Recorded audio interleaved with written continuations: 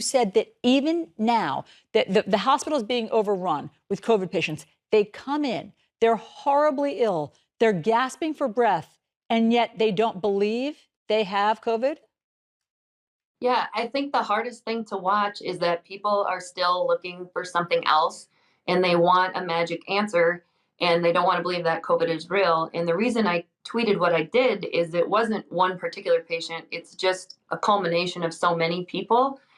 And their last dying words are, this can't be happening, it's not real. And when they should be spending time FaceTiming their families, they're filled with anger and hatred, and it just made me really sad the other night. And I just can't believe that those are going to be their last thoughts and words. Anger and hatred towards you? I think it's just a belief that it's not real, and nursing happens to be on the receiving end of that. And that's okay. We can take that. That's what you're there for. It's just in the bigger picture when you try to reason with people of, can I call your family, your kids, your wife, your friend, your brother? And they say no because I'm going to be fine. And you're watching their oxygen levels, maxed out on what we call vapotherm at 100%, and their oxygen level might be 75. That's not really that compatible with life, and we know where that's going to head. And it just makes you sad and mad and frustrated. And then you know that you're just going to come back and do it all over again.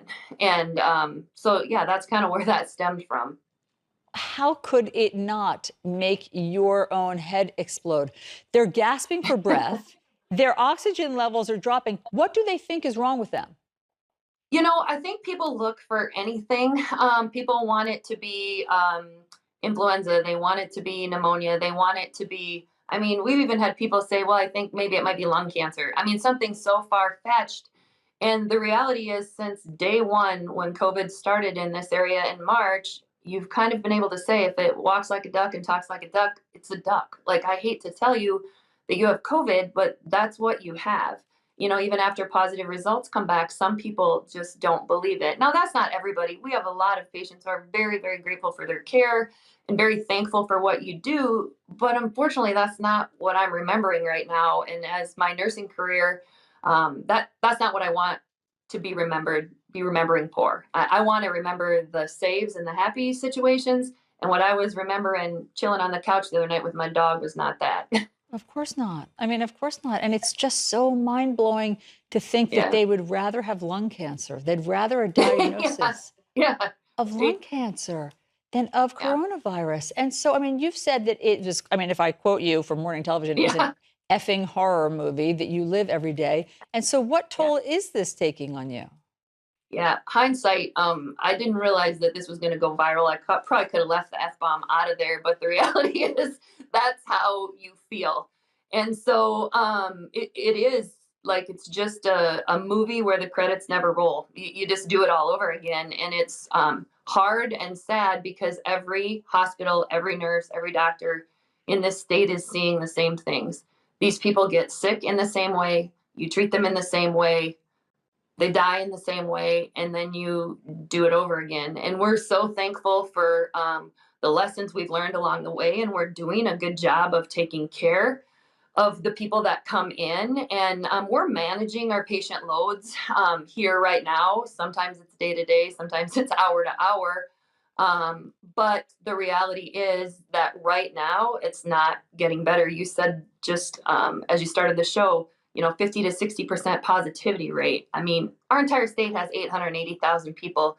It doesn't take much to do the math on that for how many of us are sick. Oh my gosh. When you hear your governor, Kristi Noem, say, my people are happy, they're happy because they're free. What's your response? I think it's frustrating as a healthcare provider because the last thing that we ask anyone when they seek care is how they voted or if they're a Democrat or Republican. The last thing we ever think about is that. What we think about is how can I help you? And so anybody that uses any chance to make this political makes any healthcare provider want to scream because at the end of the day, we just want to help. And if we don't get some help from the public as far as mask wearing and social distancing, There's a thing on the internet right now that says, I'm not your first line of defense, I'm your last. And that actually is true in South Dakota, that by the time you get to me and the team that we work with, it might be too late for some. And that is heartbreaking because the reality is we're a small state. The town I live in has 650 people, and we have 680 deaths right now. I mean, that's my entire town wiped off the map. We know these people. We go to school with them, church, grocery store. It's every small town story you've ever heard. But just so I understand, Nurse Doring, you have more deaths than you have people in your town.